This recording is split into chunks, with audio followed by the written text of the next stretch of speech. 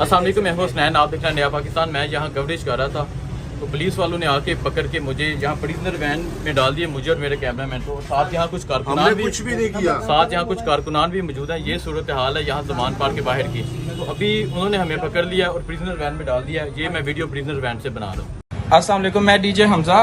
मैं sound system लेकर जाता खान साहब के लिए। मुझे मेरे साथ अली भाई को और ये दो आजम सवाती के जो गनमैन हैं उनके, और मैं आजम खान नियाजी की टीम का बंदा हूँ, और मैं खान साहब इमरान खान का ऑफिशियल डीजे भी हूँ। मुझे इन्होंने सबसे पहले अरेस्ट किया, अल्हम्दुलिल्लाह फिर से मैं सबसे आगे हूँ। खान साहब को जब गोलियां लगी तब भी सबसे आगे था। तो प्लीज़ इस वीडियो को ज़्यादा से ज़्यादा शेयर करें ताकि खान साहब तक ये बात पहुँचे। ये जी मैं ज़मान पार्क क्रॉस कर रहा था, जो रोड ज़मान पार्क जाती है यहाँ फुल। अभी इन्होंने इस गाड़ी वाले का ड्राइवर भी अरेस्ट किया। ये देख सकते हैं पुलिस ने डाला चला रही है, अरेस्ट भी कर लिया एक बंदा। और यहाँ सारे ये देखें लाठी चार्ज, आंसू गैस की गन्स भी मुझे नज़र आ रही है, 2 SPs भी नज़र आ रहे हैं।